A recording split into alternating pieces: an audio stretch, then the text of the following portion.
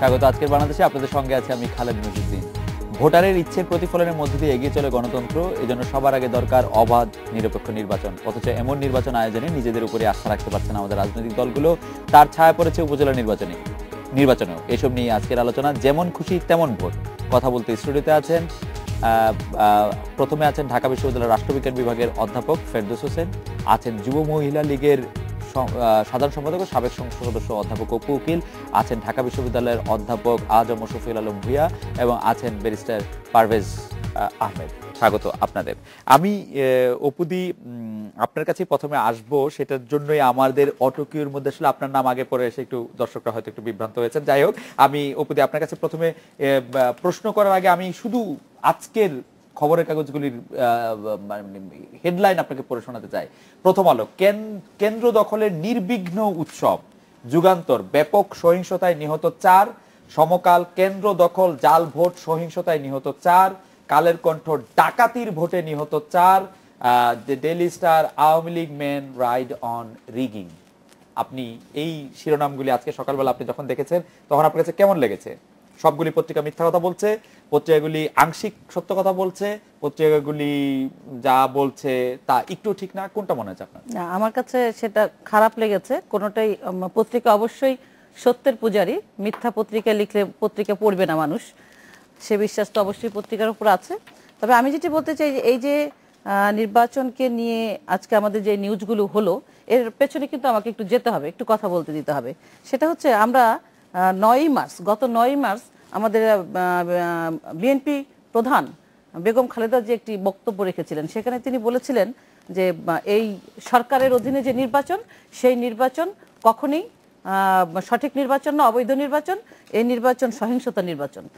অথচ এর আগে যে নির্বাচনটি হলো, প্রথম যে নির্বাচনটি হলো, সেটি কিন্তু শুধু ওই পত্রিকা না, আমাদের আন্তর্জাতিক পর্যবেক্ষক মহল থেকে শুরু করে সকলেই বলেছিল একটি সুন্দর নির্বাচন হয়েছে এবং একটি সাধারণ নির্বাচনের বেগম খালেদা জিয়া এই কথাটি ভুল বলেছিলেন। না, ভুল না, এটার মধ্যে একটি ষড়যন্ত্র ছিল। তিনি যে কথাটি বলেছিলেন তার উদ্দেশ্যটা হচ্ছে যে এই উপজেলা নির্বাচনকে জাতীয় নির্বাচনে তারা আসে নাই, সেটা একটি ষড়যন্ত্রের পার্ট। এটা শুধু আমার কথা নয়, এটা বিএনপি থেকেই বলেছে। যা নেত্রীকে আসতে বলার পরেও তিনি নির্বাচনে আসেন নাই। নেতা কর্মীরাও সেটা আন্দোলন কর্মসূচিতে না এসে প্রমাণ করেছে যে তাদের ডিসিশন ভুল ছিল। এবং উপজেলা নির্বাচনটা যখন আওয়ামী লীগ সাধারণ নির্বাচন করবার পর এবং নির্বাচন পরবর্তী যে সহিংসতাগুলো হয় বাংলাদেশে, সেটিকে মোকাবেলা করে, সেই সহিংসতাটি প্রতিরোধ করে এই নির্বাচনে যখন আসলো, তখন এটি বিএনপি ভালোভাবে নেয়নি। এবং আমরা দেখেছি প্রথম যে নির্বাচনটি শুরু হলো তখনই টাকার খেলা আমরা দেখেছি, টাকা দিয়ে ভোটের। আপনি একটু বলেন যে 9ই মার্চ বেগম জিয়া যে কথাটি বলেছেন সেটি দিয়ে আপনি শুরু করলেন, সেই কথাটা কি ভুল ছিল? উনি বলেছিলেন যে না, এটা উদ্দেশ্যপ্রণোদিত ছিল। তা ওনারা বিএনপি আমি জানতে চাইছি যে ভুল ছিল কিনা। ভুল ছিল না, তার এই কথার সুরের মধ্যে দিয়ে এই নির্বাচন ভুল ছিল না মানে কি ঠিক ছিল? না, ঠিক ছিল না, তার ষড়যন্ত্রের একটি অংশ ছিল। ভুলও ছিল না, ঠিকও ছিল না, তা তো ষড়যন্ত্রের একটি অংশ ছিল। এই কথাটির মধ্য দিয়ে তিনি বোঝাতে চেয়েছিলেন যে উপজেলা নির্বাচন তারা করতে চাননি। আজকের পত্রিকাও আছে, শাহমুজ্জাম সব বিএনপি নেতা বলেছেন যে নেত্রীকে আমি রিলেট করতে পারছি না। দিদি, আপনি যদি আমাকে একটু বুঝিয়ে বলেন, ওর বেগম খালেদা জিয়া ওদিন যে কথাটি বললেন সেটা ভুলও ছিল না, ঠিকও ছিল না, কিন্তু এর মধ্যে একটি ষড়যন্ত্র ছিল। মানে এই কথাটির মধ্য দিয়ে তিনি, কিন্তু আমার কাছে তো মনে হচ্ছে উনি সেদিন যে কথা বলেছেন মানে সরকার প্রাণপণ চেষ্টা করেছে যে ওই কথাটি যাতে সত্যি হয় সেটা প্রমাণ করা। উনি এই কথাটি ওই প্রথম যে নির্বাচনটি হলো, আমরা আশা করেছিলাম, দেশবাসী আশা করেছিল সেই নির্বাচনটিকে নিয়ে উনি বলবেন একটি সুন্দর নির্বাচন হয়েছে। উনি ওই দিন বললেন যে নির্বাচনটি সঠিক হয় নাই, তার মানে তিনি চেয়েছেন এই নির্বাচনকে কলুষিত করবার জন্য, এবং তার ইচ্ছাই বাংলাদেশ চলছে। না, হয়েছে তার ইচ্ছাই বাংলাদেশ চলছে। বাংলাদেশ অবশ্যই তার একটা ভূমিকা আছে। উনি 9 মার্চে ইচ্ছা করলেন, আজকে কত মাস, আজকে সেই ইচ্ছাই পূরণ হলো। তার যে 19 দল, সেই 19 দল, আপনি একটু দেখেন 19 দলের মধ্যে যারা আছে তারা নির্বাচনে অংশ নিয়েছে। বিএনপি জামাতকে ভোট দিয়ে জয়ী করেছে কোন কোন জায়গায়, আবার কোন কোন জায়গায় অবৈধ যে পেশি শক্তি সেটি ব্যবহার করেছে। সরকার কি চাইবে, নির্বাচন কমিশন কি চাইবে যে তারা নির্বাচনটাকে প্রশ্নবিদ্ধ করুক? আমরা বিএনপি রিজভিসা বলেছে যে আমরা নির্বাচনে সেনাবাহিনী আজকে আবার সেনাবাহিনীকে নিয়ে কোশ্চেন করেছে। সেনাবাহিনী তাদের দিয়েছে, সেটা নিয়ে তারা কিন্তু কালকে প্রশংসা করেছে। আজকে বলেছে যেই তারা পরাজিত হয়, ভোট কম পায়, তাদের সিট কম পায়, তখন সেটা নির্বাচনকে নিয়ে তারা প্রশ্ন করে বা নির্বাচন, তারা বলে যে এটা সহিংসতা হয়েছে। আর যখন তারা জয়ী হয়, দিদি আজকের পত্র পত্রিকা অবশ্যই এরকম বলছে না। যাই হোক, আমরা একটু অধ্যাপক ফেরদৌস হোসেনের কাছে আসি। যে অধ্যাপক ফেরদৌস হোসেন, দশম সরকার, সংসদের সরকারকে তো বৈধতা দিতেই রাজি নয় বিএনপি সহ 19 দল, এবং এই নির্বাচন কমিশনকে নিয়ে প্রথম থেকেই তারা প্রশ্ন তুলে আসছে। সেই নির্বাচন কমিশন একটি খারাপ নির্বাচন করবে বা একটি দলীয় পক্ষপাতদুষ্ট নির্বাচন করবে, সেই দাবি বিএনপি অনেকদিন থেকে করে আসছে। আজকে নতুন করে আবার এই কথা বলার দরকার কি, যে নির্বাচন কমিশনকে প্রভাবিত করা হচ্ছে, নির্বাচন কমিশন নিয়ে দিচ্ছে না? পুরনো কথাই। বিএনপি কি বলছে সেটার এক্সপ্লেনেশন অবশ্য আমি পুরোটা দিতে পারবো না, কারণ আমি বিএনপির কর্মী না। বিএনপির সাথে আমার কোনো সাংগঠনিক বা রাজনৈতিক সম্পর্কও নেই। আমি একজন পর্যবেক্ষক হিসেবে, বিশ্লেষক হিসেবে কথা বলতে পারি। সেটা হচ্ছে এই যে, আপনি যদি এইভাবে দেখেন ব্যাপারটা, যে আমি বরাবরই কিন্তু এই কথা বলে আসছি যে বাংলাদেশের নির্বাচন কমিশন, তার যে ক্ষমতা, সেই ক্ষমতাটাই অনেকটা আনুষ্ঠানিক ধরনের ক্ষমতা। প্রকৃত যে ক্ষমতা, সেই ক্ষমতা হচ্ছে সরকারের নির্বাচন পরিচালনার ক্ষেত্রে। আমি দুইটা উদাহরণ দিব। যেমন আপনি দেখেন যে সেনাবাহিনীকে আপনার ইলেকশন কমিশন পাওয়ার দিচ্ছে 131 ধারা ফৌজদারি কার্যবিধি অনুযায়ী ব্যবস্থা গ্রহণ করতে, কিন্তু কার্যত সেনাবাহিনী কি এই ধারা অনুযায়ী কোনো ব্যবস্থা গ্রহণ করতে পেরেছে বা কোথায় করেছে? এরকম কি কোনো রিপোর্ট পত্রিকায় এসছে? সেনাবাহিনীকে কেউ আটকে রেখেছে এরকম কোনো কথা কি আপনি জানেন? যে সেনাবাহিনীকে সরকার বলেছে যে আপনারা এরকম ব্যবস্থা না, নেবেন না? প্লিজ আমি বলি আপনাকে, তার মানে কি যে সেনাবাহিনী তা যদি নাও হয়ে থাকে, তাহলে সেনাবাহিনী এমন কোনো ইনস্ট্রাকশন পায়নি যে ইনস্ট্রাকশনের উপর ভিত্তি করে তাকে অ্যাকশনে যেতে হবে। নির্বাচন কমিশন ইনস্ট্রাকশনের শেষ ইনস্ট্রাকশন আমাদের ইলেকশন অনুযায়ী সেটা হচ্ছে, আমি সেই কথাই বলছিলাম, যেটা হলো আনুষ্ঠানিকভাবে এটাই সত্য। তার মানে বাংলাদেশের কোন ইনস্টিটিউশন কাজ করে না সরকার ছাড়া? করে না। সেনাবাহিনী কাজ করে না, ইলেকশন কমিশন কাজ করে না, কোনো মানে সরকার ছাড়া তো আর কোনো প্রতিষ্ঠানই তো দরকার নাই, মানে দরকার নাই, বিচার বিভাগ কাজ করে না, আপনি কি মনে করেন কাজ করে? আপনার কি মনে হয়? যদি মনে হয় কাজ করে, এটা হচ্ছে, যদি এটা কাজ করতো তাহলে কিন্তু বাংলাদেশ আজকে এই অবস্থায় দাঁড়াতো না। তাহলে আমরা শুধু সরকার পরিবর্তনের কথা বলি কেন, প্রতিষ্ঠানগুলিকে শক্তিশালী করার কথা বলি না কেন? হ্যাঁ, এটা দুটোই সত্য। এখানে সত্য হচ্ছে যে প্রতিষ্ঠানগুলো তো রাতারাতি শক্তিশালী হবে না, এক। দুই নম্বর হচ্ছে যে আমাদের রাষ্ট্রের বা সরকারের যে কাঠামোগত চরিত্র, সেইটাকে আমাদের আগে বিবেচনায় নিতে হবে। আমি প্রথমেই বলে এসেছি, সবসময় বলি যে বাংলাদেশের রাষ্ট্রের যে চরিত্র, সেটা হচ্ছে খুবই কেন্দ্রীকৃত চরিত্র, এবং একটা রাষ্ট্র যদি বেশি কেন্দ্রীকৃত হয়, তাহলে সেখানে একটা স্বৈরতান্ত্রিক প্রবণতা এই কেন্দ্রীকৃত চরিত্রের মধ্য দিয়েই তৈরি হবে। এটা অপরিহার্য, এটা হতেই হবে, এক। দুই নম্বর হচ্ছে যে আমাদের এখানে যে প্রশাসনিক ব্যবস্থা, এটা আমি কোনো রেফারেন্স দিতে চাচ্ছি না, আমরা সবাই জানি যে আমাদের এখানে এই প্রশাসনটা যে লিগাসি ধারণ করে, সেই লিগাসি অনুযায়ী এই প্রশাসন এবং both civil and military bureaucracy, আমরা জানি যে এটা ওভার ডেভেলপড, ওভার পাওয়ার্ড, এবং এই ওভার ডেভেলপড, ওভার পাওয়ারফুল এই যে ব্যুরোক্রেসি, এটা এসছে ওই কলোনিয়াল লিগাসি থেকে, এবং তারা একটি ব্যাপারে খুব মানে নিবেদিতভাবে কাজ করে, সেটা হচ্ছে যে তারা সরকারের অর্ডার ফলো করতে চায়, এবং তারা সবসময় আপনি দেখবেন যে সরকারকে তুষ্ট করার একটা মানসিকতা তাদের মধ্যে আছে। এটা হচ্ছে, যদিও তাদেরকে জনকৃত্যক বা জনভৃত্যক বলা হয়, কিন্তু কার্যত তারা জনকৃত্যকের যে স্পিরিট, সেই স্পিরিট নিয়ে কখনো কাজ করে না। তারা সবসময় কাজ করে সাবঅর্ডিনেশন, এখানে সাবঅর্ডিনেট হিসেবে। আমার মনে হয় যে খুব গুরুত্বপূর্ণ একটা জায়গায় স্যার এসেছেন, স্যার হিসেবে কাজ করে। এই কাঠামো প্লাস তার এই মানসিকতা, এইটার বাইরে না নিতে পারলে, কালচারালি বা আপনার কাঠামোগতভাবে স্ট্রাকচারালি যদি এটার বাইরে আপনি সিস্টেমকে না নিতে পারেন, তাহলে এই সব প্রতিষ্ঠান, ইলেকশন কমিশন বলেন বা অন্য যে কোনো প্রতিষ্ঠান বলেন, সেটা সাংবিধানিক হোক বা না হোক, এই সব প্রতিষ্ঠানগুলো সরকারের ওই ইচ্ছার বাইরে গিয়ে। স্যার, আপনি একটি কথা বললেন যে এগুলির বাইরে তাকে নিতে হবে, কিভাবে নিতে হবে সেটা আপনার কাছে আমরা পরে শুনবো। ডক্টর আজম শফিউল আলম ভূঁইয়া, আপনি এই প্রসঙ্গে কিছু বলবেন কিনা? অবশ্যই আমি দুটি জায়গায় একটু বলতে চাই। প্রথমে স্যারের কথার সাথে দুইটা জায়গায় আমি বিনয়ের সাথে দ্বিমত পোষণ করি। একটি হলো যে প্রথম কথা হচ্ছে, স্যার যদি ব্যুরোক্রেসিকে ওভার পাওয়ার বা ওভার ডেভেলপ বলেন, তাহলে ব্যুরোক্রেসি সাবসার্ভিয়েন্ট হয় কিভাবে? এটা কিন্তু তাত্ত্বিক একটা দুর্বলতা স্যার। যে যদি সাবসার্ভিয়েন্ট বলি, তাহলে সে ওভার পাওয়ার না, সে subservient to the political power. সেক্ষেত্রে তাকে আমরা ওভার পাওয়ার বা ওভার ডেভেলপ বলতে পারবো না। তো সেক্ষেত্রে ব্যুরোক্রেসি এখনো সেইভাবে ওভার পাওয়ার হয়নি। আচ্ছা, দ্বিতীয়টি হচ্ছে যে নির্বাচন কমিশন, আমাদের কনস্টিটিউশন যদি বলি, নির্বাচন কমিশনের যে ক্ষমতা, আমরা জানি যে কোনো একটা নির্বাচনের সময় নির্বাচন কমিশনের অধীনে থাকে সবকিছু। এবং আপনি দেখেছেন, এবং এই যে আপনি যে হেডলাইনগুলো বললেন, হেডলাইনগুলো যদি আমরা দেখি, হেডলাইনগুলো কিন্তু প্রকৃত চিত্র আভাস দেয়, বলে না। এখন ডিটেলস একটু দেখা দরকার। যে হেডলাইনগুলোতে আপনি যে জিনিসটা দেখেছেন, এটি আমরা কিন্তু একটা স্থানীয় সরকার নির্বাচন নিয়ে আমরা কথা বলছি।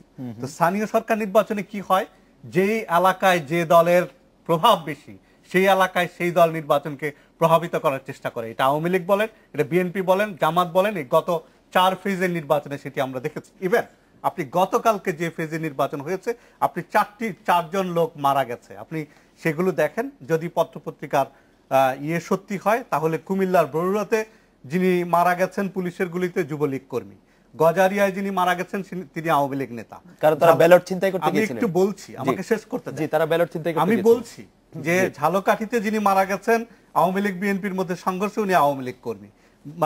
ব্রাহ্মণবাড়িয়াতে যিনি মারা গেছেন তিনি বিএনপি কর্মী, বিজেপির ফায়ারে মারা গেছেন, বিডিআর গুলি চালিয়েছে। এখন দেখা যাচ্ছে কি, তাহলে আওয়ামী লীগ বিএনপি নির্বিশেষে যে যার মতো করে ভোট ডাকাতি করার চেষ্টা করেছে, যদি এগুলো সত্যি হয় এবং সমানভাবেই মরেছে। তো সেক্ষেত্রে যে একটা হেডলাইন দিয়ে আমরা কিন্তু এটি শাসক দলের উপর চাপিয়ে দিতে পারি না।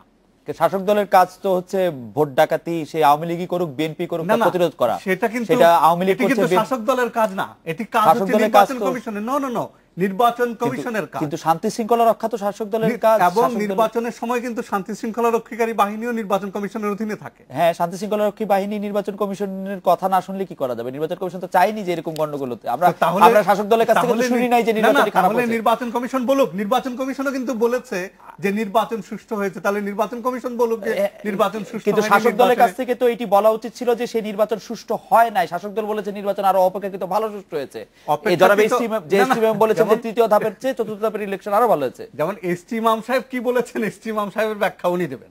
কিন্তু যেটি শাসক দল বলার চেষ্টা করছে সেটি হলো যে আপনি যদি কম্পারেটিভ অ্যানালিসিস করেন বাংলাদেশের কনটেক্সটে, যে নির্বাচন যেভাবে হয়ে থাকে আমাদের স্থানীয় সরকারগুলোতে, আমরা অবশ্যই চাই যে শতভাগ নিরপেক্ষ নির্বাচন হোক, কিন্তু আপনি দেখেন 5882টি কেন্দ্রে ভোট হয়েছে, ঝামেলা হয়েছে কটি কেন্দ্রে? আমরা আদর্শগত দিক থেকে বা আইডিয়ালি চাই যে একটি কেন্দ্রেও ঝামেলা হবে না, কিন্তু 5882টি কেন্দ্রে নির্বাচন হয়েছে, 32টি সেখানে কেন্দ্রে 32টি কেন্দ্রে স্থগিত ঝামেলা করা হয়েছে। হয়েছে। না, এখন স্থগিত 32টি হয়েছে। কেন্দ্র স্থগিত করা হয়েছে, ঝামেলা হয়েছে আরো বেশি। বলেন সেটি কত? 480টি কেন্দ্রে যে- মানে মারামারি হয়েছে, চতুর্থ- সন্ত্রাস হয়েছে জানা মতে। সন্ত্রাসের হিসাবটা আমি আপনাকে দিচ্ছি। মানে আমি 4 ধাপে আপনাকে আমি যেটি সন্ত্রাসের হিসাবটা বলার দিচ্ছি। চেষ্টা করছি সেটি হলো যে অবশ্যই আমরা চাই যে শতভাগ নিরপেক্ষ নির্বাচন হোক, তবে আমাদেরকে বাংলাদেশের প্রেক্ষাপটটা একটু মাথায় রাখতে হবে। যেখানে রাজনৈতিক দলগুলো, আমি কোনো বিশেষ রাজনৈতিক দলের কথা বলছি না, যে এলাকায় যিনি পাওয়ারফুল সে এলাকায় তিনি নির্বাচনকে প্রভাবিত করার চেষ্টা করেন। আমি আসলে বেশি পারভেজের কাছে বিরতির পরেই আসতে হবে, সেজন্য আপনার কাছে একটু জানতে চাইছিলাম যে এলাকায় যে পাওয়ারফুল সে যে নির্বাচনকে প্রভাবিত করে বা কোনো করার কিছুকে- চেষ্টা করে। যে কোনো কিছু প্রভাবিত করে, সেটা কি শুধু নির্বাচনকেই প্রভাবিত করে নাকি সকল ধরনের টেন্ডারবাজি, সকল ধরনের যত ধরনের চাঁদাবাজি, অপরাধমূলক কার্যক্রম সেগুলো প্রভাবিত করে? সেটাও করে, অনেক সময় চেষ্টা করে। আপনাকে আমি ধন্যবাদ। বলছি না আমরা একটু প্রভাবিত করে, বিরতি নিচ্ছি, চেষ্টা বিরতির করে। পর ব্যারিস্টার পারভেজ আহমেদ আপনার কাছে আমি ফিরছি যে আমি প্রফেসর ভুইয়ার একটি কথা আমি একটু গুরুত্ব দিতে চাই যে আমারও পত্রপত্রিকাগুলি যখন আমি ডিটেলে পড়েছি তখন আমরা দেখেছি যে 19 দল সমর্থিত লোকেরাও কিন্তু যথেষ্ট পরিমাণে ভাঙচুর, যথেষ্ট পরিমাণে এগুলি করেছেন। এই ব্যাপারে আসলে আপনার ব্যাখ্যা কি? আমরা একটু সমস্ত শুনবো। তাণ্ডবে তারা জড়িত ছিল, 19 দল একেবারে না, সসম্মানে। সমস্ত তাণ্ডবে জড়িত ছিল সেটি কিন্তু আমি বলি নাই। না, আমি মনে বলেছি যে হচ্ছে কিছু আর কিছু কি। ক্ষেত্রে এটি জড়িত ছিল। আচ্ছা, ঠিক আছে। আপনি নিশ্চয়ই এটা আপনার ব্যাখ্যা দিবেন। আমরা এটা বিরতি নিয়ে ফিরছি আপনার কাছে।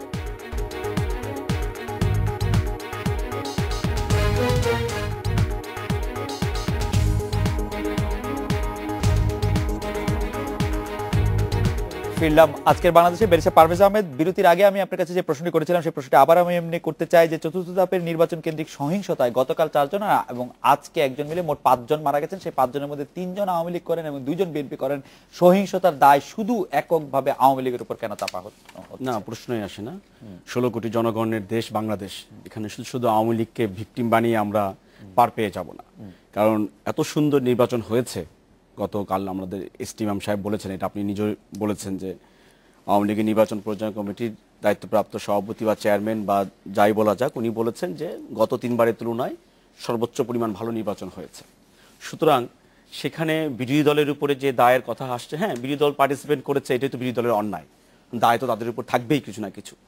এখন সহিংসতার মাত্রাটা, এখন যেটা বললেন যে 2 জন বিএনপি কর্মী মারা গিয়েছে, 2 জন বিএনপি কর্মী মারা গিয়েছে, তারা কি সহিংসতা ঠেকাতে মারা গিয়েছে নাকি তারা মানে ভোট অধিকার রক্ষা করার জন্য মারা গিয়েছে নাকি আপনি তাদেরকে পার্টিসিপেন্ট ধরছেন যারা ব্যালট বাক্স ছিনতাই কাজে মারা গিয়েছে, এটা কিন্তু আপনি উল্লেখ করেননি।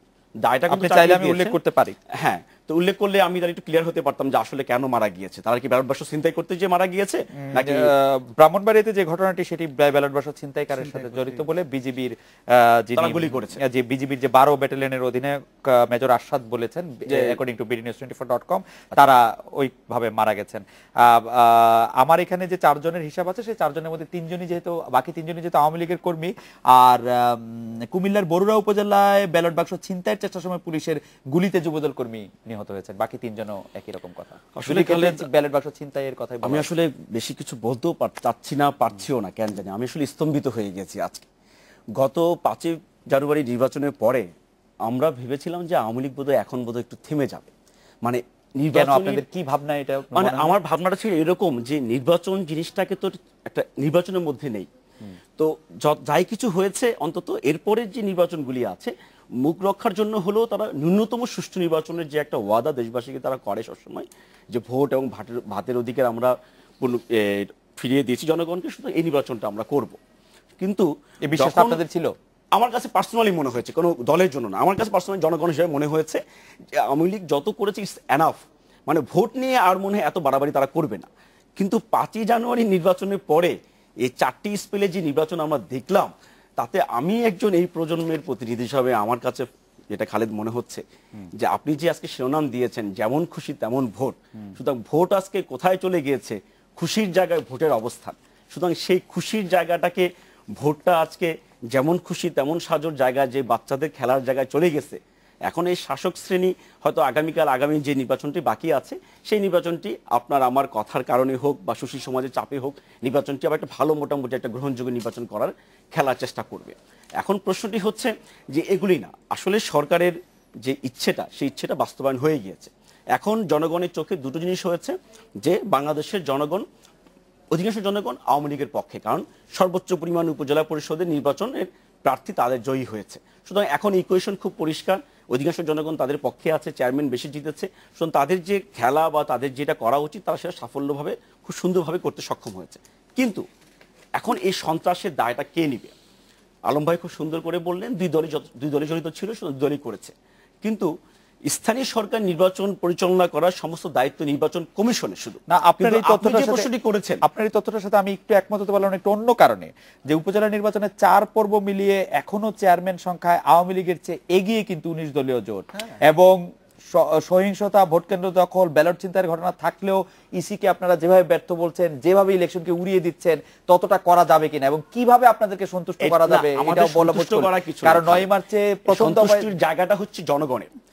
এখানে আপনি বসে কথা বলছি, আমি প্রথম দফার ইলেকশনের কথা আমি একদম স্পষ্ট মনে করতে পারি, একদম মিনিমাম বাজে ঘটনার পরও আমার মনে আছে যে রিজভি ভাই বলেছিলেন, যে রুহুল কবির রিজভি যে মুখপাত্র, উনি বলেছিলেন যে কি স্বয়ংক্রিয় প্রক্রিয়ায় প্রধানমন্ত্রী স্বয়ংক্রিয় নির্বাচন করছেন, এরকম কিছু একটা বলেছিলেন। এবং মির্জা ফখরুল ইসলাম আলমগীর সাহেবও বলেছিলেন যে এটা আসলে নির্বাচন হচ্ছে না, এই নির্বাচন একটি নীল নকশার নির্বাচন হচ্ছে। খালেদ, যেই যতটুকু আমরা রিফ্লেকশন দেখছি, আসলে বাস্তব অবস্থা তার চেয়ে অনেক বেশি করুন, অনেক বেশি করুন। বলছি এই জন্য শাসক শ্রেণী, আজকে হয়তো আপনি বলেছেন যে 19 দল এবং সরকার দলীয় জোটের ব্যবধানটা খুব বেশি একটা না, আপনি যদি ধরেও নেন, কিন্তু আসলে আক্ষরিক অর্থে মাঠের অবস্থা কিন্তু আরো বেশি সঙ্গীন। মোটামুটি ভাবে আমরা যদি এটা কোয়ান্টিফাই করি, মানে আওয়ামী লীগের বাংলাদেশে 100 জন লোকের মধ্যে মাত্র 5 জন লোক এখন আওয়ামী লীগ করে। না, 5 জন বলবো কেন, আপনি 20 জন ধরেন, 20 জন, আমি যদি 80 জনই আওয়ামী লীগের বিপক্ষে। হ্যাঁ, 80 জন আওয়ামী লীগের বিপক্ষে। আমি কেন বলছি, আমাকে না, আপনি যদি এইভাবে বলেন তাহলে হবে না। 80 জন বিপক্ষে বলতে যাচ্ছি। এখানে আজকে ফেরদৌস ভাই এখানে কথা বললেন, উনি কিন্তু দায়িত্ব নিয়ে বলেছেন যে আমি বিএনপি রাজনীতিতে সম্পৃক্ত না। 80 জন আওয়ামী লীগের বিপক্ষে অর্থ না যে আমি বলি না যে সবাই বিএনপির পক্ষে। না, 80 জন আওয়ামী লীগের বিপক্ষে কিনা, আক্ষরিক অর্থে 80 জন না, সংখ্যা বাড়তেও পারে। সেটা কিভাবে? আমার মনে হয় বেরিসা পারভেজ আহমেদ, আমি আপনার কাছে আবার আসছি। আমি একটু অপুকিল আপনার কাছে জানতে চাইবো যে যুদ্ধ অপরাধে মৃত্যুদণ্ডে দণ্ডিত দেলার হোসেন সাইদির ছেলে মাসুদ সাইদি 19 দলের সমর্থনে উপজেলা চেয়ারম্যান নির্বাচিত হয়েছেন। তার নিকটতম আওয়ামী লীগ সমর্থিত প্রার্থী অনিয়মের অভিযোগে নির্বাচনের ফল প্রত্যাখ্যান করেছেন। তার অভিযোগ আসলে কার বিরুদ্ধে বা কি অভিযোগ তিনি করছেন আপনার জানা আছে এই সম্পর্কে? আপনি যে এটা বললেন না, আমি এটা বলতে চেয়েছিলাম যে নির্বাচন যে কতটা নিরপেক্ষ এবং সুষ্ঠু হয়েছে। আমাদের এসটিমাম সাহেবের রেফারেন্সটা তো এখানে আনছিলেন আপনারা, তো সেটাই উনি যেটা বলেছেন যে নির্বাচন সুষ্ঠু হয়েছে, উনি কিন্তু বলেন নাই যে সহিংসতা হয় নাই। উনি বলেছেন যে চতুর্থ ধাপে নির্বাচনটা আরো বেশি সুষ্ঠু করবার জন্য আপনার কথা আমার এত ভালো লাগে, মানে সহিংসতা হইলেও নির্বাচন সুষ্ঠু হতে পারে। হ্যাঁ হ্যাঁ, অবশ্যই হতে পারে। এটা কিরকম? সহিংসতা করার জন্য আমি কিন্তু প্রথমেই যে কথাটি বলতে চেষ্টা করেছি যে সহিংসতা এটি করবার জন্য একটি ষড়যন্ত্রমূলক ভাবে সহিংসতা করা হয়েছে। হ্যাঁ, দুই ধরনের, একটি হচ্ছে সহিংসতা করার জন্য পরিকল্পনা করে এটা করা হয়েছে, আরেকটি হচ্ছে সরকার নির্বাচন কমিশন চেষ্টা করেছে সুষ্ঠুভাবে নির্বাচন এবং সহিংসতা মুক্ত নির্বাচন করবার জন্য। এখন এই যে আপনি এই যে কথাটা বললেন, পারভেজ সাহেব, ব্যারিস্টার পারভেজ সাহেব যেটা বললেন, ডেমোক্রেসি ইন্টারন্যাশনাল তো লাস্ট যে জরিপটা সেখানেও বলেছে যে 5 জানুয়ারি অল পার্টি যদি নির্বাচন হতো সেখানে 37% আওয়ামী লীগ আসতো এবং 31% আমি তো একটা জরিপ উল্লেখ করে আপনাকে বলতাম, আপনারা যদি এটা মনে করেন যে 80% আওয়ামী লীগ এটা করে যদি সহিংসতার জন্য মাঠে নামে, এবং সহিংসতা যে করেছে বিএনপি, যেটা আপনি কি ফিল করেন আওয়ামী লীগের একজন নিবিড় সদস্য, নিবিড় নেত্রী হিসেবে আপনার কাছে কি মানে আওয়ামী লীগের সমর্থন এখন কেমন? আমার কাছে মনে হয় আমি একটা एग्जांपल দিয়ে আপনাকে বলি, বিএনপির পক্ষে যদি এতটাই সমর্থন থাকতো, বিএনপি যদি মনে এই যে উৎসাহ উদ্দীপনার মধ্য দিয়ে বিএনপি আওয়ামী লীগ সকলে মিলে উপজেলা নির্বাচনে অংশ নিচ্ছে, কিন্তু আপনি যেটা প্রথম বললেন যে রিজভী সাহেব প্রথমবার এই নির্বাচনকে বলেছে এই নির্বাচন মাইনে এই নির্বাচন অবৈধ হয়েছে, সুষ্ঠু হয় নাই, কিন্তু তারপরে তারা কি করলেন, ডিসি অফিস ঘেরাও দেওয়ার জন্য একটা কর্মসূচি গ্রহণ করলেন।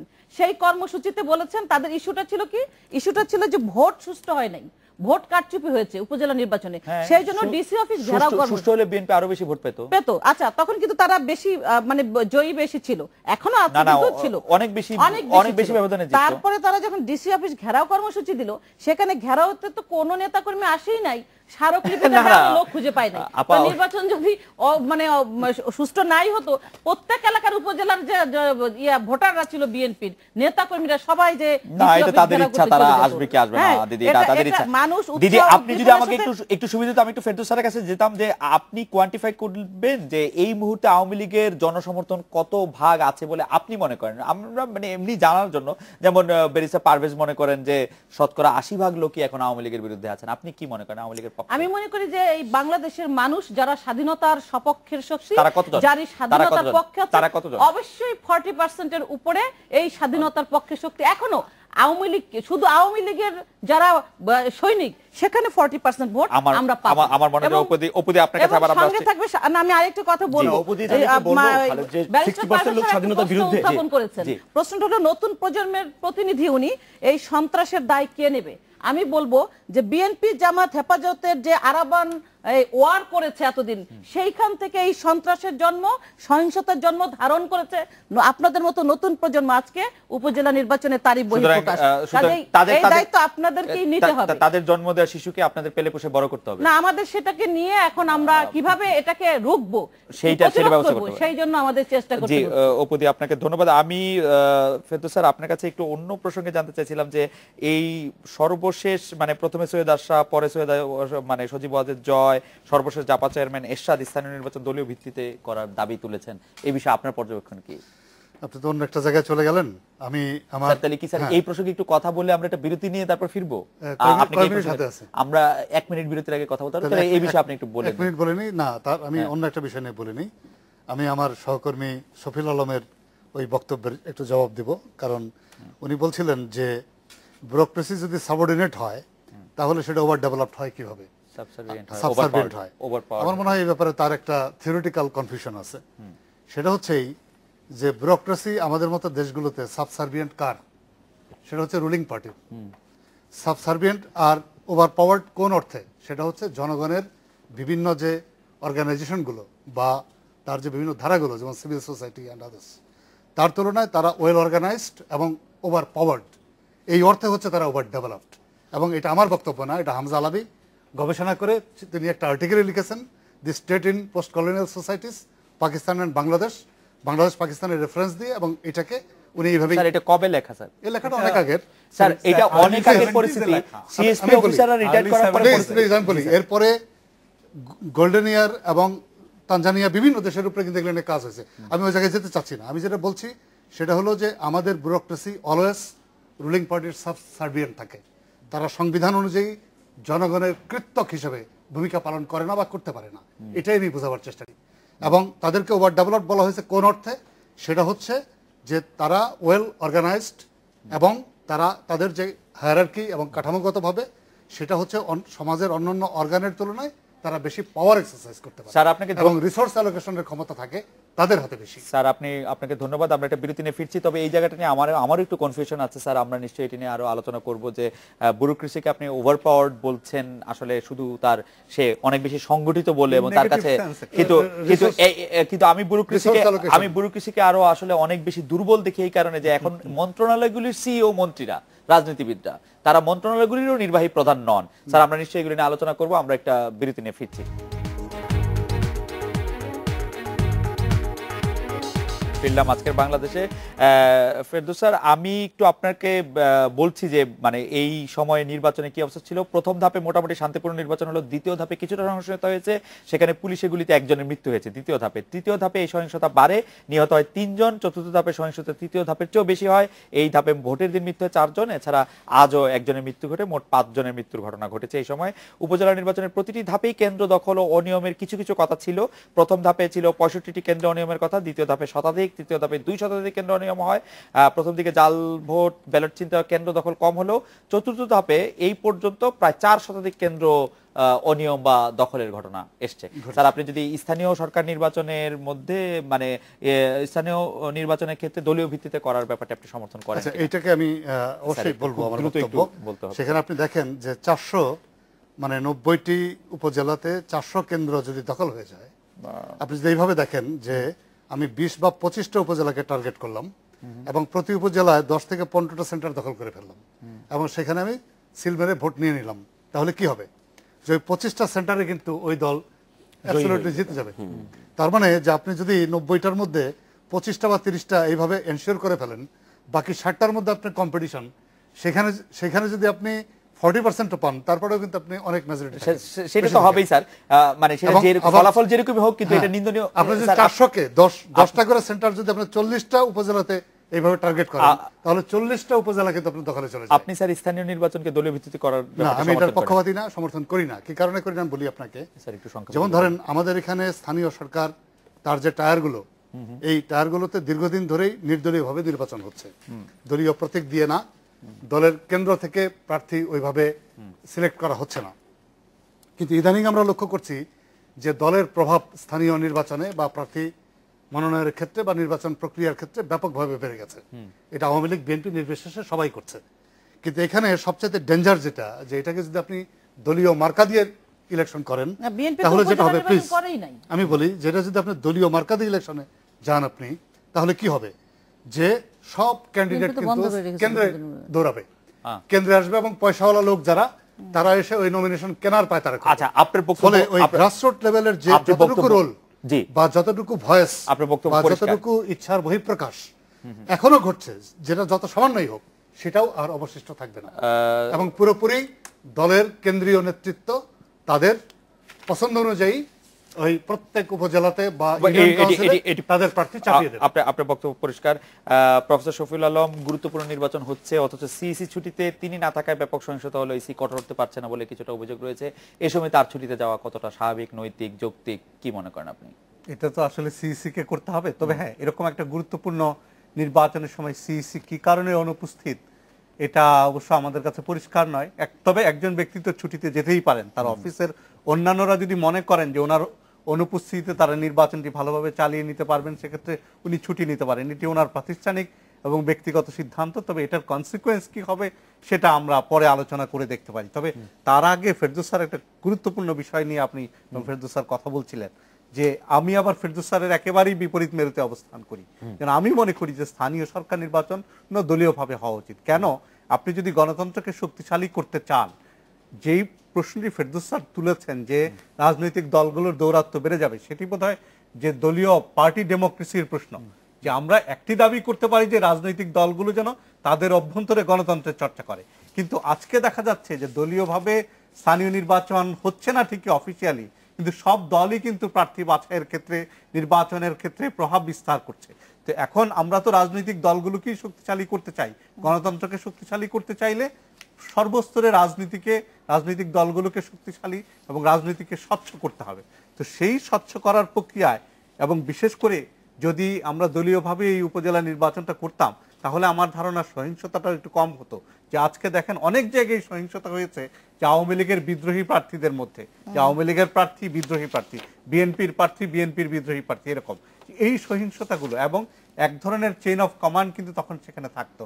তবে স্যার যে প্রশ্নটি তুলেছেন সেটিও ভেবে দেখতে হবে যে রাজনৈতিক দলগুলো যেভাবে আপনার জাতীয় সংসদে নমিনেশন প্রক্রিয়াকে প্রভাবিত করে সেই একইভাবে করবে। সেক্ষেত্রে আমরা দাবি করব যে দলীয়ভাবেই নির্বাচন হোক, কিন্তু দলগুলোর মধ্যে গণতন্ত্রের চর্চাটা হওয়াটা জরুরি। ব্যারিস্টার পারভেজ আহমেদ, আপনি নিশ্চয়ই অবগত আছেন যে 4 পর্ব মিলিয়ে জামাত সমর্থিত প্রার্থীরা 32 জন চেয়ারম্যান পদে নির্বাচিত হয়েছেন। আমরা পত্রপত্রিকায় গত কয়েকদিন ধরে লাগাতার পড়ছি যে তৃণমূল পর্যায়ে জামায়াতের সঙ্গে বিএনপির এক ধরনের অন্তর্দ্বন্দ্ব চলছে। অনেক ক্ষেত্রে জামায়াতের প্রার্থীকে বিএনপির মানে সমর্থকরা বসাতে চেষ্টা করছেন, তোলার চেষ্টা করছেন, সেগুলি সম্ভব হচ্ছে না।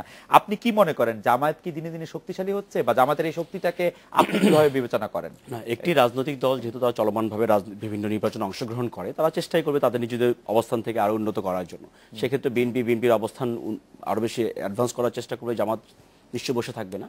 তো জামাতের সাথে বিএনপি যেহেতু একটা নির্বাচনী ঐক্য আছে, রাজনৈতিক একটা সমঝোতা আছে, সেক্ষেত্রে এই কম্পিটিশন কিন্তু তৃণমূল পর্যায়ে সবসময় আছে। আর যেহেতু তৃণমূলের যে এখনকার যে নির্বাচনটি, এটা যেহেতু একটা নির্দলীয় নির্বাচন, সুতরাং এখানে যে কোনো দল থেকে যে কোনো নির্বাচন করার চেষ্টা করতে পারে। সুতরাং আপনি যেটা বললেন যে মোটা দাগে যে বিএনপিও চাচ্ছে জামাতও চাচ্ছে, এটা ঠিক না। কারণ এটা যেহেতু কোনো দলীয়ভাবে হয়নি নির্বাচনটি, সুতরাং এখানে কিন্তু যে কোনো ব্যক্তি সে যদি নিজেকে যোগ্য মনে করে, তাকে জনপ্রিয় মনে করে, সে নির্বাচনে দাঁড়াতেই পারে, চেষ্টা করতেই পারে। সুতরাং এটা আসলে ওইভাবে করা যায় না। জাতীয় নির্বাচনের ক্ষেত্রে হয়তো এটা পুরোটা বোঝা যেতে পারে। আসলে একটি সম্পূরক প্রশ্ন করতে চাই, জামায়াত শক্তিশালী হলে বিএনপি শক্তিশালী হয় নাকি জামায়াত মানে সহযোগী হিসাবে?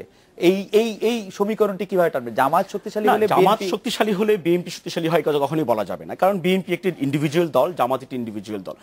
বিএনপি শক্তিশালী হলে জামাত শক্তিশালী হবে, বা জামাত শক্তিশালী হলে বিএনপি শক্তিশালী হবে, আমি এই থিওরিতে বিশ্বাস করি না। সমীকরণে ফেলা যায় যে জামাত শক্তিশালী হলে বিএনপি দুর্বল হওয়ার সুযোগ নেই। যদি বিএনপি শক্তিশালী হয়, বিএনপি স্ট্রং হবে, ভালো হবে, অবস্থান আরো উন্নত হবে। জামাত শক্তিশালী হয়, জামাতের অবস্থান উন্নত হবে। এখানে জামাত শক্তিশালী হলে কি বিএনপির কোনো প্রভাব পড়ে না, মানে শক্তির হেরফেরও কিছুই হয় না? না, ভোটের অঙ্কে হয়তো সামান্য কিছু হেরফের হতেও পারে। রাজনীতির হিসাবে আমি মনে করি বিএনপির এককভাবে শক্তিশালী হওয়াটা যেমন বাঞ্ছনীয়, জামাত একটি দল হিসেবে জামাত চেষ্টা করতেই পারে। জামাত শক্তিশালী হলে আমি বিএনপি সাপোর্টার হিসেবে কখনো বলবো না বিএনপি লাভবান হবে, বরং আমি মনে করি বিএনপি শুধু না, জামাত না, শুধু বাংলাদেশের যে কোনো দল যদি শক্তিশালী হয়, তাদের ভোটের ক্ষেত্রে আমি মনে করি বিএনপি ক্ষতিগ্রস্ত হয়। এগুলো আমার হিসাব। শুধু আমি মনে করি না যে জামাত শুধু না, যে কোনো দলই যদি বিএনপির থেকে বেশি শক্তিশালী হওয়ার চেষ্টা করে, তাহলে অবশ্যই তো সেটা ভোটের একটা এফেক্ট বিএনপির উপর পড়বেই। শুধু আমি মনে করি যে অবশ্যই বিএনপি যেহেতু রাজনৈতিক দল, একটা নিবন্ধিত দল, সুতরাং বিএনপি চাবে তার ভোটের অঙ্ক বা তার সমর্থক বৃদ্ধি করার জন্য।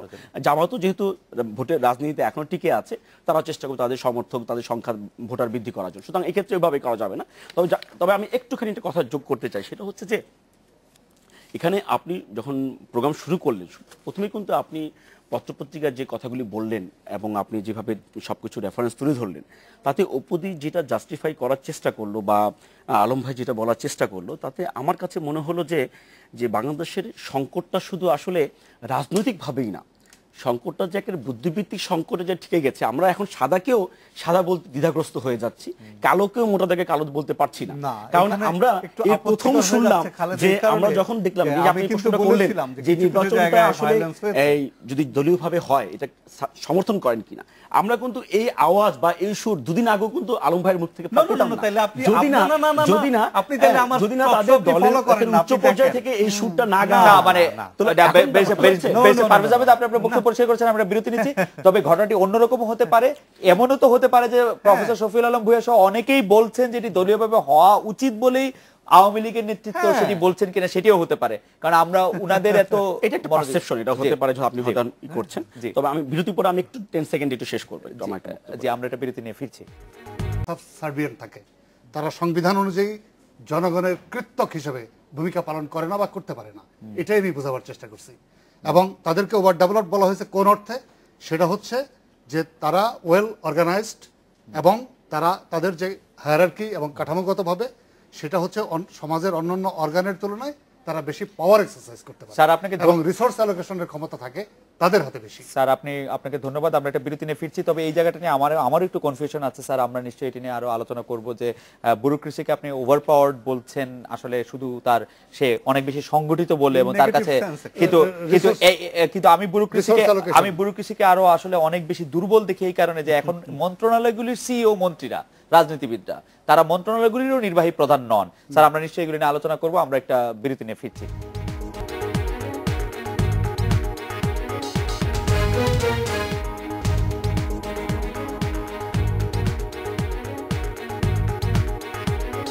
ফিরলাম আজকের বাংলাদেশে। ফেরদৌস স্যার, আমি একটু আপনাকে বলছি যে মানে এই সময়ে নির্বাচনে কি অবস্থা ছিল। প্রথম ধাপে মোটামুটি শান্তিপূর্ণ নির্বাচন হলো, দ্বিতীয় ধাপে কিছুটা সহিংসতা হয়েছে, সেখানে পুলিশের গুলিতে একজনের মৃত্যু হয়েছে। তৃতীয় ধাপে এই সহিংসতা বাড়ে, নিহত হয় 3 জন। চতুর্থ ধাপে সহিংসতা তৃতীয় ধাপের চেয়েও বেশি হয়। এই ধাপে ভোটের দিন মৃত্যু হয় 4 জন, এছাড়া আজও একজনের মৃত্যু ঘটে, মোট 5 জনের মৃত্যুর ঘটনা ঘটেছে এই সময়। উপজেলা নির্বাচনের প্রতিটি ধাপেই কেন্দ্র দখল ও অনিয়মের কিছু কিছু কথা ছিল। প্রথম ধাপে ছিল 65টি কেন্দ্র অনিয়মের কথা, দ্বিতীয় ধাপে শতাধিক, তৃতীয় ধাপে 2 শতাধিক কেন্দ্র অনিয়ম হয়। প্রথম দিকে জাল ভোট, ব্যালট চিন্তা কেন্দ্র দখল কম হলেও চতুর্থ ধাপে এই পর্যন্ত প্রায় 4 শতাধিক কেন্দ্র অনিয়ম বা দখলের ঘটনা এসছে। স্যার, আপনি যদি স্থানীয় সরকার নির্বাচনের মধ্যে মানে স্থানীয় নির্বাচনের ক্ষেত্রে দলীয় ভিত্তিতে করার ব্যাপারটা আপনি সমর্থন করেন? আচ্ছা, এইটাকে আমি অবশ্যই বলবো। আমার বক্তব্য সেখানে আপনি দেখেন যে 90টি উপজেলাতে 400 কেন্দ্র যদি দখল হয়ে যায়, আপনি যদি এইভাবে দেখেন যে আমি 20 বা 25টা উপজেলাকে টার্গেট করলাম এবং প্রতি উপজেলায় 10 থেকে 15টা সেন্টার দখল করে ফেললাম এবং সেখানে আমি সিল মেরে ভোট নিয়ে নিলাম, তাহলে কি হবে? যে 25টা সেন্টারে কিন্তু ওই দল অ্যাবসলিউটলি জিতে যাবে। তার মানে যে আপনি যদি 90টার মধ্যে 25টা বা 30টা এইভাবে এনশিওর করে ফেলেন, বাকি 60টার মধ্যে আপনার কম্পিটিশন, সেখানে যদি আপনি 40% পান, তারপরেও কিন্তু আপনি অনেক মেজরিটি, সেটা তো হবেই স্যার।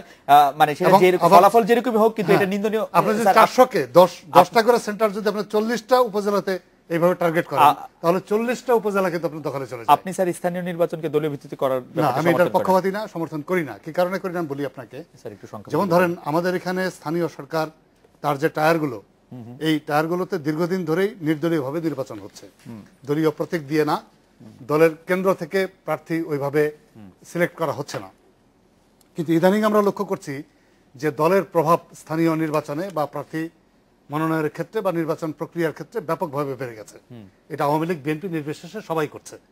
কিন্তু এখানে সবচেয়ে ডেঞ্জার যেটা, যে এটাকে যদি আপনি দলীয় মার্কা দিয়ে ইলেকশন করেন, তাহলে যেটা হবে, প্লিজ আমি বলি, যেটা যদি আপনি দলীয় মার্কা দিয়ে ইলেকশনে যান আপনি, তাহলে কি হবে?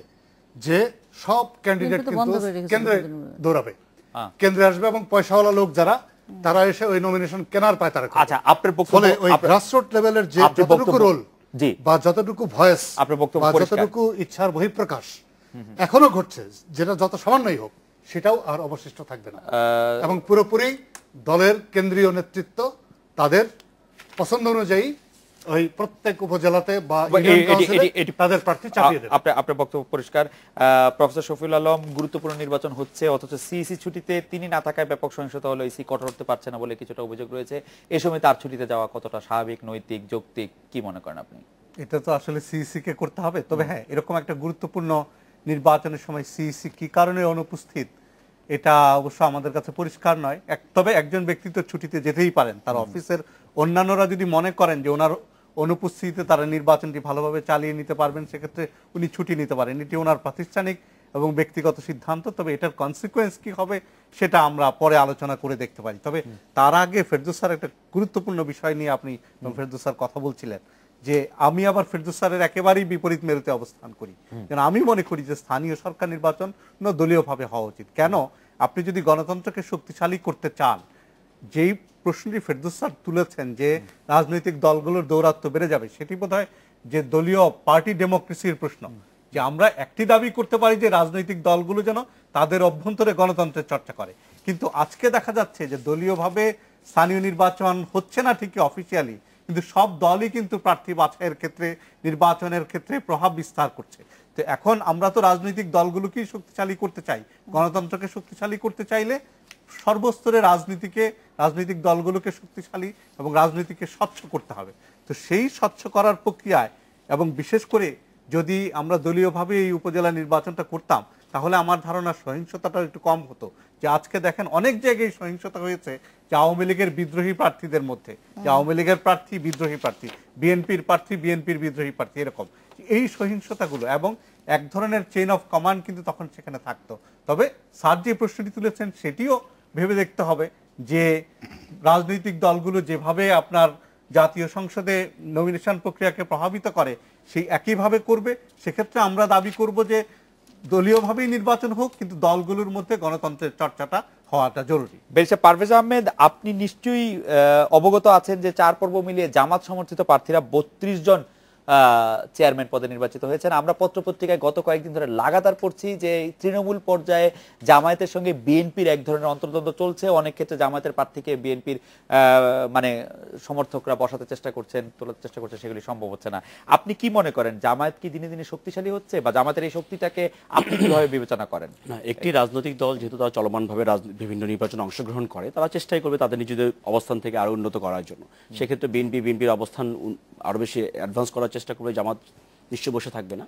তো জামাতের সাথে বিএনপি যেহেতু একটা নির্বাচনী ঐক্য আছে, রাজনৈতিক একটা সমঝোতা আছে, সেক্ষেত্রে এই কম্পিটিশন কিন্তু তৃণমূল পর্যায়ে সবসময় আছে। আর যেহেতু তৃণমূলের যে এখনকার যে নির্বাচনটি, এটা যেহেতু একটা নির্দলীয় নির্বাচন, সুতরাং এখানে যে কোনো দল থেকে যে কোনো নির্বাচন করার চেষ্টা করতে পারে। সুতরাং আপনি যেটা বললেন যে মোটা দাগে যে বিএনপিও চাচ্ছে জামাতও চাচ্ছে, এটা ঠিক না। কারণ এটা যেহেতু কোনো দলীয়ভাবে হয়নি নির্বাচনটি, সুতরাং এখানে কিন্তু যে কোনো ব্যক্তি সে যদি নিজেকে যোগ্য মনে করে, তাকে জনপ্রিয় মনে করে, সে নির্বাচনে দাঁড়াতেই পারে, চেষ্টা করতেই পারে। সুতরাং এটা আসলে ওইভাবে করা যায় না। জাতীয় নির্বাচনের ক্ষেত্রে হয়তো এটা পুরোটা বোঝা যেতে পারে। আসলে একটি সম্পূরক প্রশ্ন করতে চাই, জামায়াত শক্তিশালী হলে বিএনপি শক্তিশালী হয় নাকি জামায়াত মানে সহযোগী হিসাবে?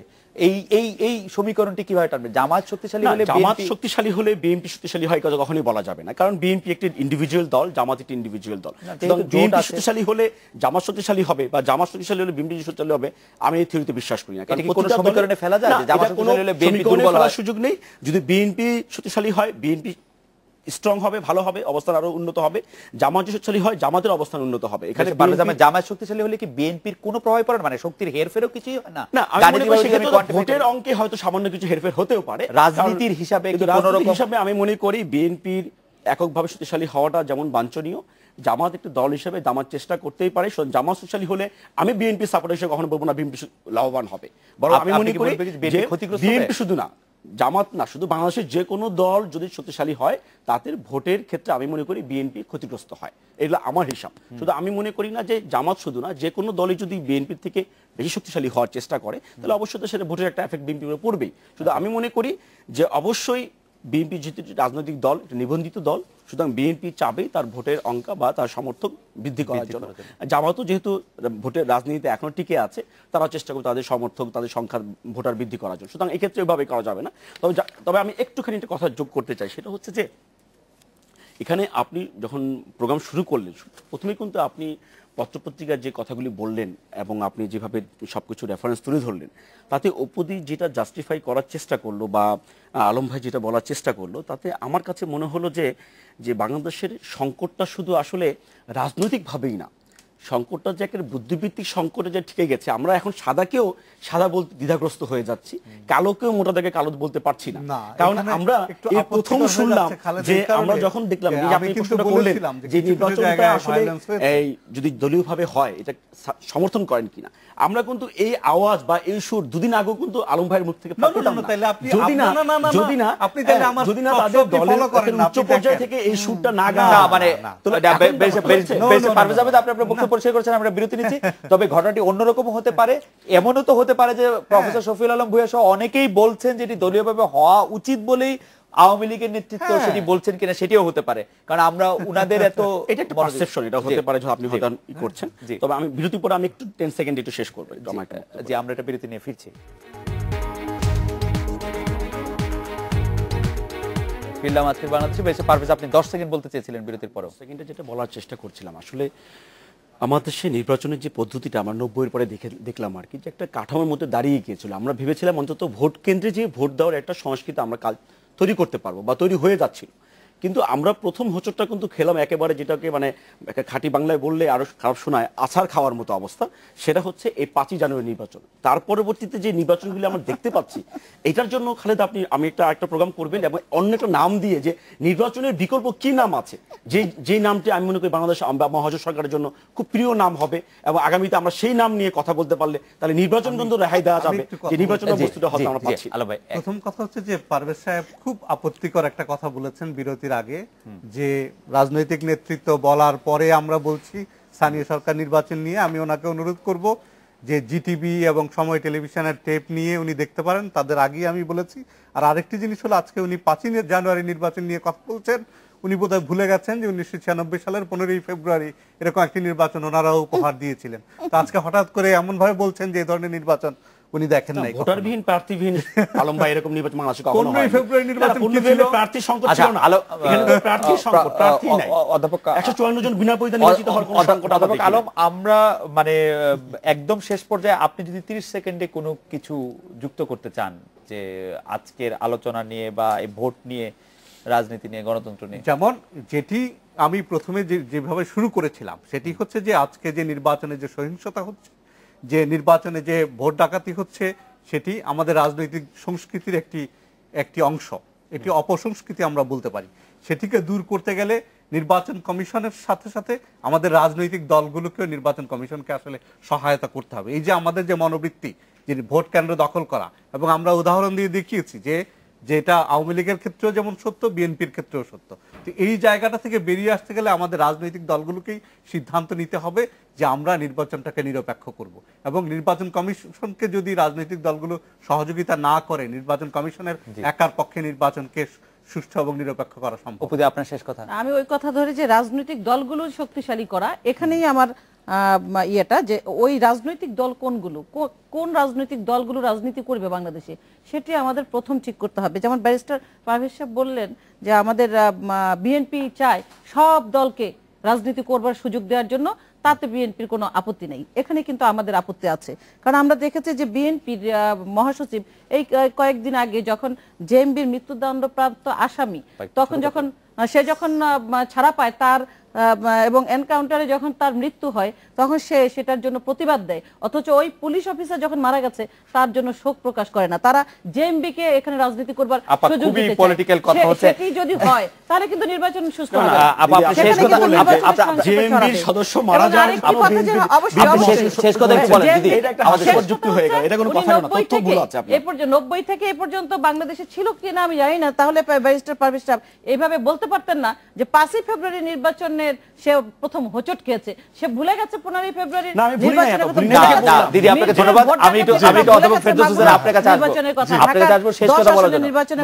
যেটি অধ্যাপক শফিউল আলম বলছিলেন যে যদি রাজনৈতিক দলগুলো আসলে নির্বাচন কমিশনকে সাহায্য না করে তাহলে বাংলাদেশের নিরপেক্ষ নির্বাচন হওয়াটা কঠিন। না, এটার মধ্যে তো অবশ্যই মেরিট আছে শফিউল আলমের বক্তব্যে, যে এখানে নির্বাচনে তো রাজনৈতিক দল অত্যন্ত গুরুত্বপূর্ণ অ্যাক্টরস, রাজনৈতিক দলগুলো। এখন তারা যদি ধরেন তার কালচার পরিবর্তন না করে, তার মানুষের প্রতি তার যে মানে আস্থা সেটা যদি না রাখে, তারা নিজেরা যদি গন্ডগোল করে, তাহলে ইলেকশন কমিশনের পক্ষে থেকে নিয়ন্ত্রণ করা কঠিন হবে, এটা তো সত্য। আর পাশাপাশি আমি যে কথাটা বলবো যে এইখানে নির্বাচন কমিশনের দায়িত্ব কি? নির্বাচন কমিশনের দায়িত্ব হচ্ছে যাতে এই ধরনের অকারেন্স না ঘটে, এই কারণে সে প্রিভেন্টিভ মেজার নেবে, এবং প্রিভেন্টিভ মেজার যেখানে ফেল করবে সেখানে সে কিউরেটিভ মেজার নেবে, এবং এখানেই তো সে ল এনফোর্সিং এজেন্সিগুলোকে কাজে লাগাবে। এখন সেইটা কাজে লাগানোর ক্ষেত্রে ইলেকশন কমিশনের প্র্যাকটিক্যাল পাওয়ার, আমি কিন্তু বারে বারে বলছি, এখানে প্র্যাকটিক্যাল পাওয়ার যেমন তার কম, তেমনি আমি মনে করি যে ইলেকশন কমিশনের সদিচ্ছাও কম। তার কারণ হচ্ছে যে এই ধরনের সংঘাতপূর্ণ একটা ইলেকশন হয়ে যাওয়ার পরে যখন নির্বাচন কমিশন সন্তুষ্টি প্রকাশ করে, তখন আন্তরিকতা নিয়ে এবং তার সততা নিয়েই কিন্তু প্রশ্ন আমরা আশা করব যে এই নির্বাচন কমিশন আন্ডারে নির্বাচন হওয়া আমরা বুঝতে পারিনি যে সরকার নির্বাচনটি পরিচালনা করলো না নির্বাচন কমিশন নির্বাচনটি পরিচালনা করলো। সেক্ষেত্রে প্রথম দুই দফায় কিন্তু এই প্রশ্ন ওঠেনি, তখনও কিন্তু একই নির্বাচন কমিশন পরিচালনা করে। দ্বিতীয় দফায় উঠেছে, প্রথম দফায় কম উঠেছে। আমরা আশা করব যে আমাদের নির্বাচনগুলি কোনো না কোনো সময় সুষ্ঠু হবে। আজকের অনুষ্ঠানে আসার জন্য আপনাদের চারজনকে অনেক ধন্যবাদ। এই ছিল আজকের বাংলাদেশে, দেখা হবে আগামীকাল এই সময়। শুভরাত্রি।